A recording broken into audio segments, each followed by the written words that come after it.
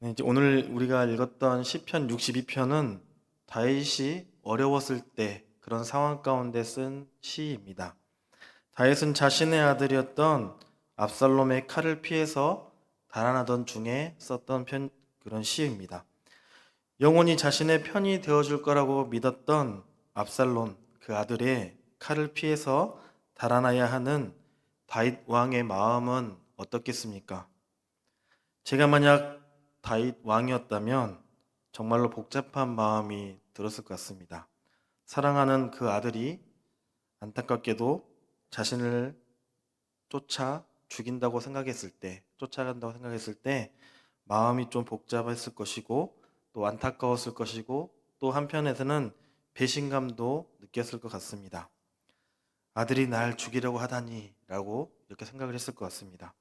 그러나 다윗은 자신이 믿은 것은 오직 하나님 한 분뿐이었다고 고백하고 있습니다. 그 고백의 시가 바로 오늘 시편 62편이라는 것입니다. 시편 62편은 다윗이 공경에 처했을 때 하나님만 바라며 울부짖는 기도의 시라 할 수 있습니다. 그래서 장르를 비탄시라고 이렇게 구분도 하고 있습니다. 다윗은 오늘 62편에 하나님께 가져야 할 바른 신앙에 대한 교훈도 해주고 있습니다. 우리가 환난에 처했을 때 우리가 어떻게 해야 우리가 그것에 구원을 얻고 또 이겨낼 수 있는지 우리에게 알려주고 있다는 것입니다. 그것은 인간적인 방법으로 해결하는 것이 아니라 바로 하나님을 신뢰하고 기다려야 한다는 내용이 바로 오늘 시편의 내용입니다. 운동을 가르치는 감독이나 또 코치가 공통적으로 하는 말이 있습니다. 그것은 바로 몸에서 힘을 빼라고 말합니다. 얼마 전에 최강 야구라는 그런 프로그램이 다시 시작을 했습니다. 제가 그 프로그램을 좋아해서 자주 보는데 그 최강 야구의 감독이 노장 김성근 감독입니다. 그 프로그램 첫 회 가운데 다시 시작했던 그 시즌 첫 회 가운데 이런 일이 있었습니다. 동계 훈련을 하고 있었습니다. 동계 훈련하는 가운데 한 아마추어 신인 선수에게 퐁고라는 훈련을 가르쳤습니다. 퐁고는 수비 훈련을 가리키고 있습니다. 김성근 감독이 친 공을 잡아서 1루에 정확히 던지는 연습이 바로 퐁고입니다. 그 아마추어 선수에게 김성근 감독이 계속 다시 하면서 1시간을 넘게 쉬지 않고 그 훈련을 하는 것을 보았습니다. 그러면서 하는 말이 힘을 빼, 다시 이렇게 1시간 넘게 계속 훈련을 했습니다. 바로 힘을 빼야 그 동작이 부드럽게 이어지고 자연스럽게 또 빠르게 할 수 있기 때문에 김성근 감독이 1시간 동안 그 훈련을 계속 시켰습니다. 힘을 빼는 원리는 이렇게 야구뿐만 아니라 축구, 또 테니스, 골프뿐만 아니라 수영과 마라톤, 권투회리까지 모든 운동에 힘을 빼야 그 운동을 잘할 수가 있습니다. 프로야구단 키움이라는 그런 야구단이 있었는데 그 한 번에 야구단의 독특한 훈련 방식이 TV에 나온 적이 있습니다. 그 훈련은 바로 타자들의 입에 웨하스라는 과자 아시죠, 여러분? 네모난 과자.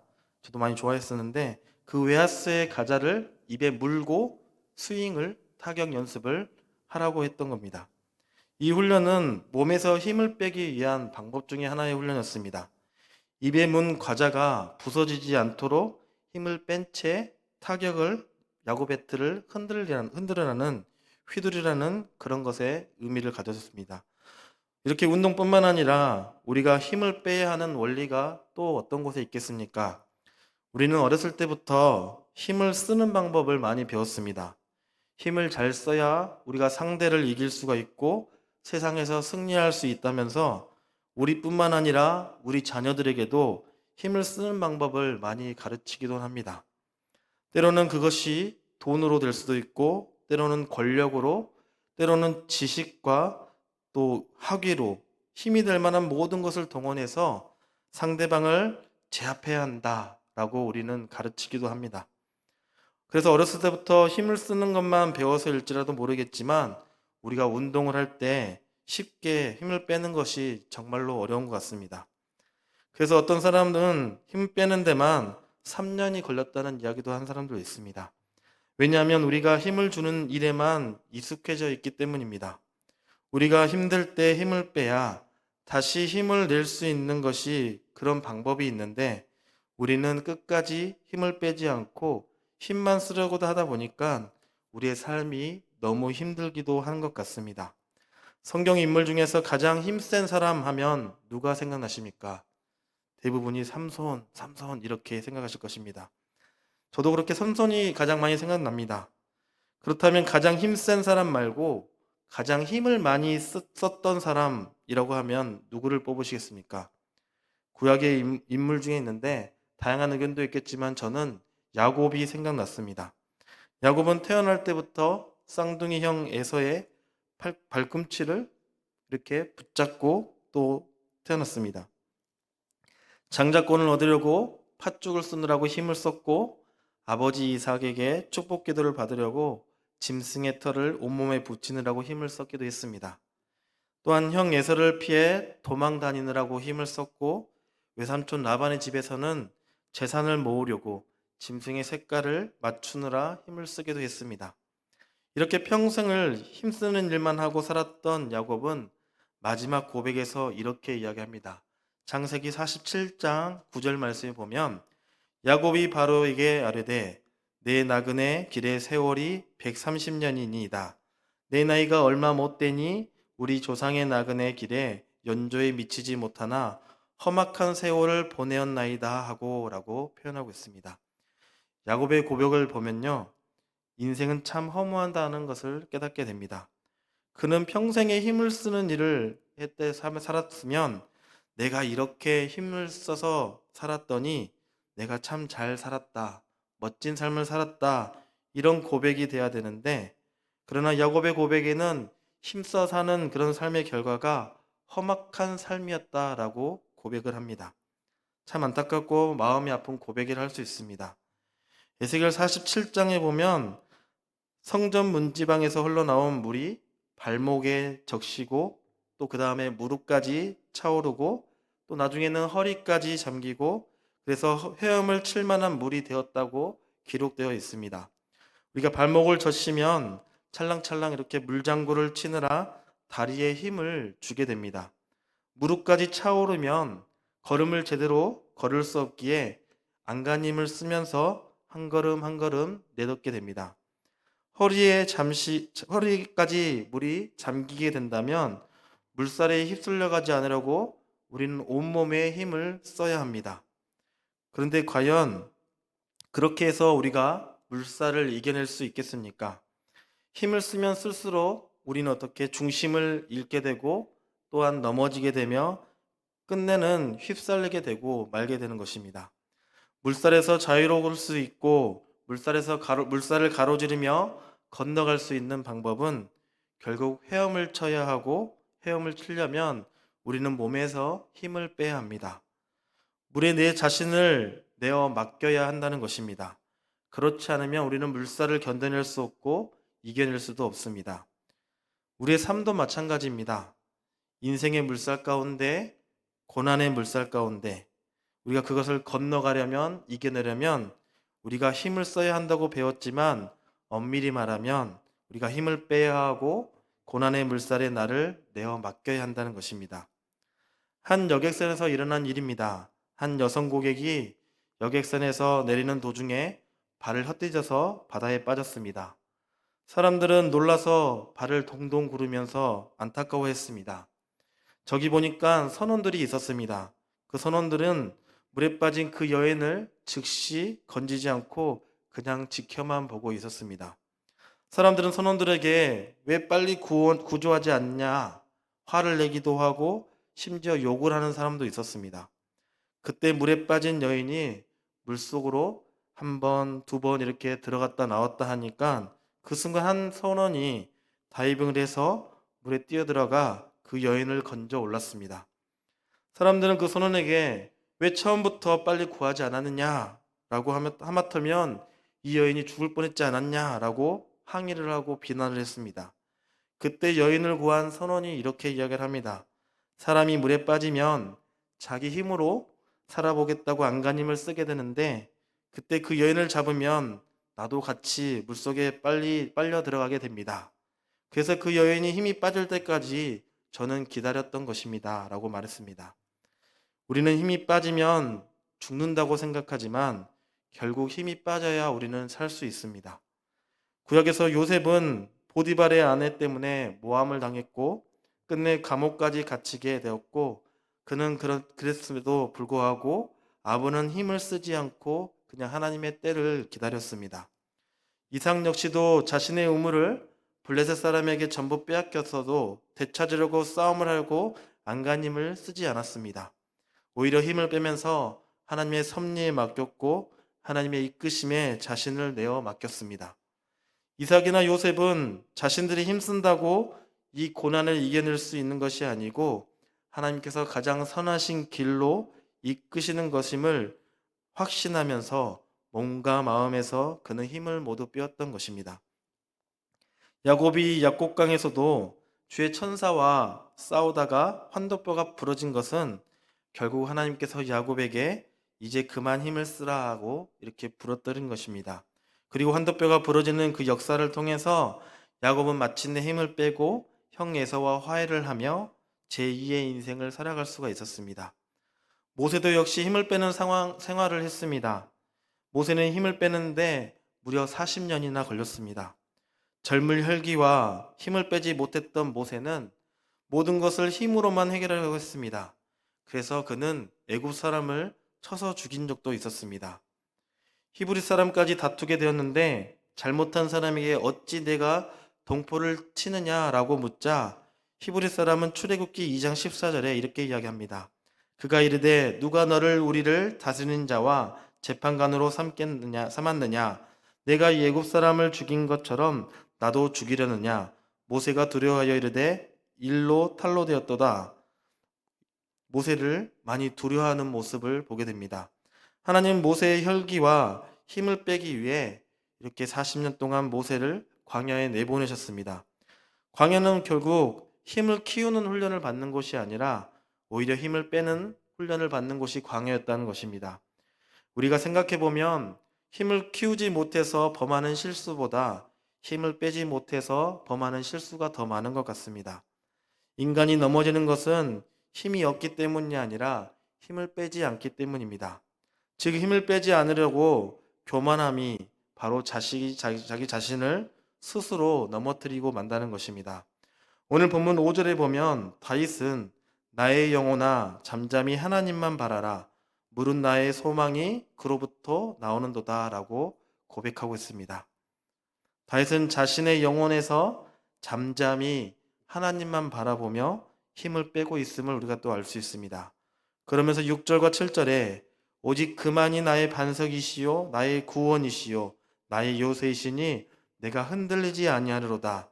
나의 구원과 영광이 하나님께 있으며 내 힘의 반석과 피난처도 하나님께 있도다 라며 이렇게 기도합니다.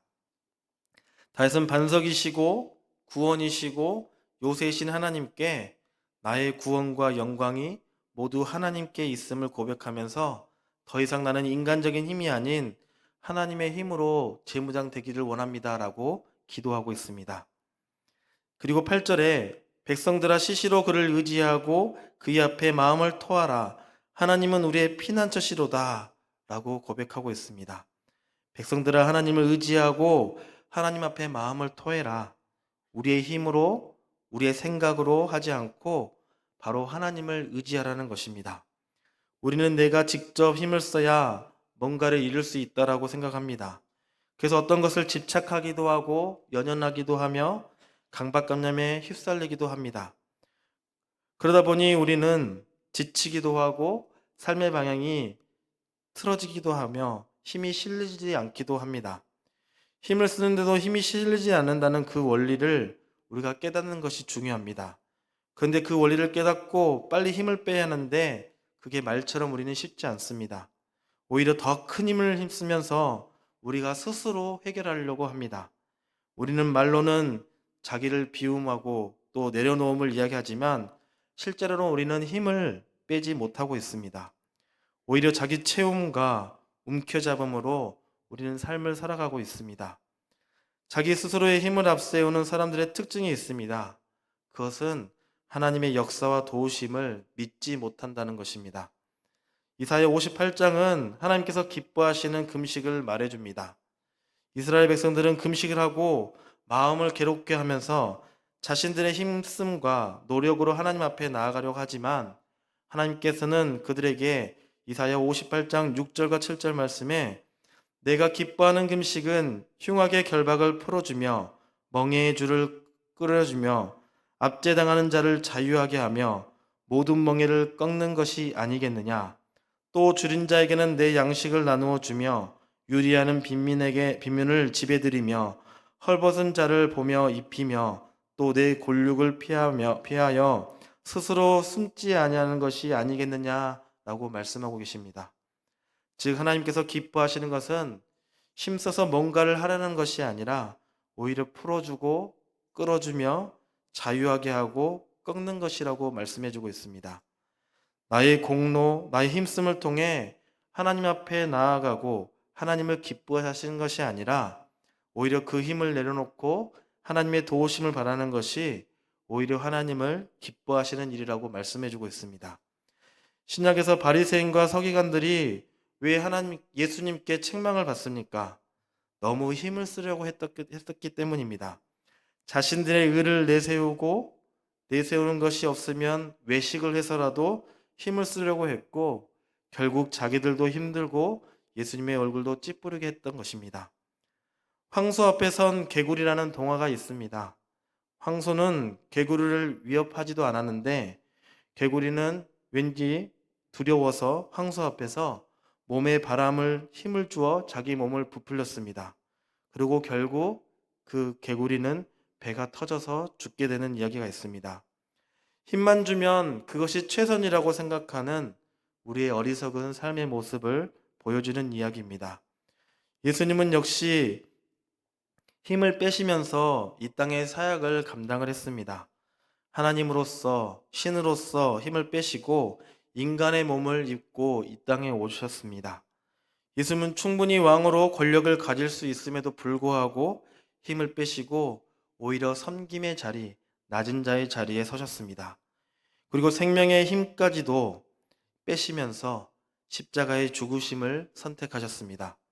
그래서 십자가의 죽음은 부활의 생명으로 이어짐으로써 힘을 빼면 우리에게 더 큰 힘이 생긴다는 그 영적인 원리를 우리에게 또 보여주셨습니다.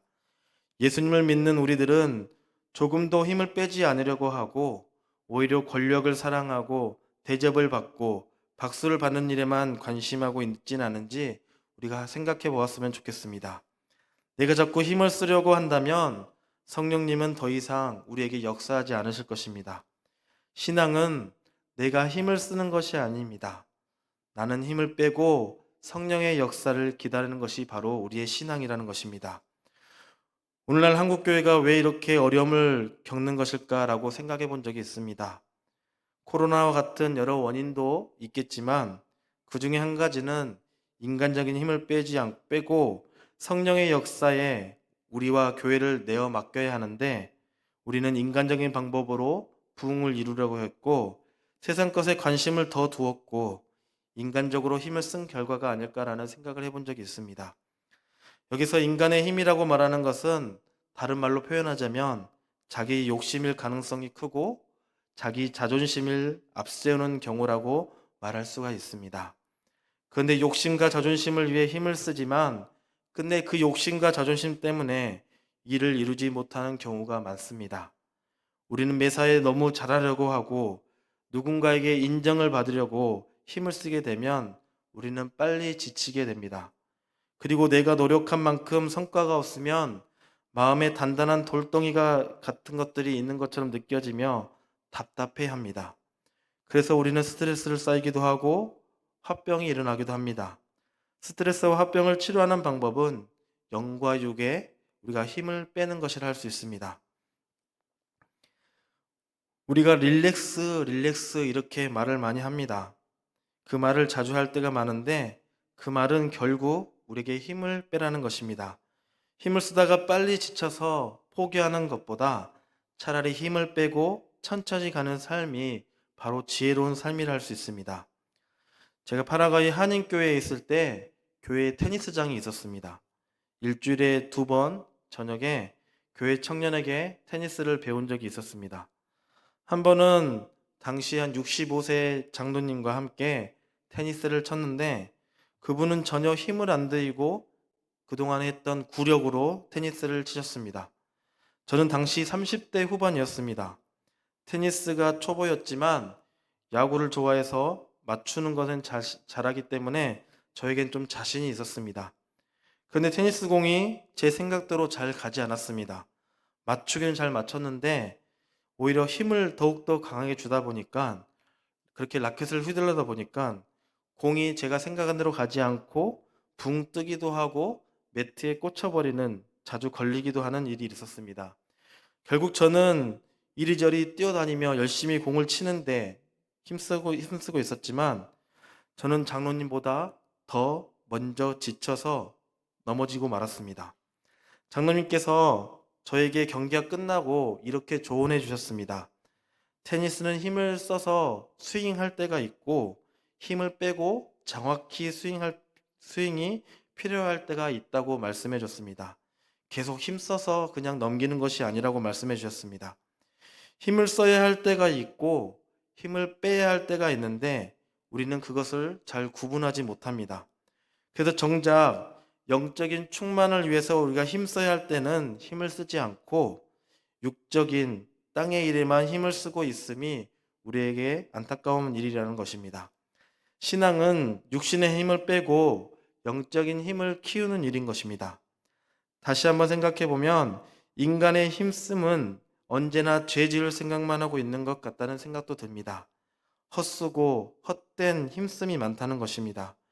그래서 야곱처럼 험악한 인생을 살았다라고 말하고 솔로몬처럼 헛되고 헛되며 헛되고 헛되니 모든 것이 헛되도다라고 고백하는 것 같습니다.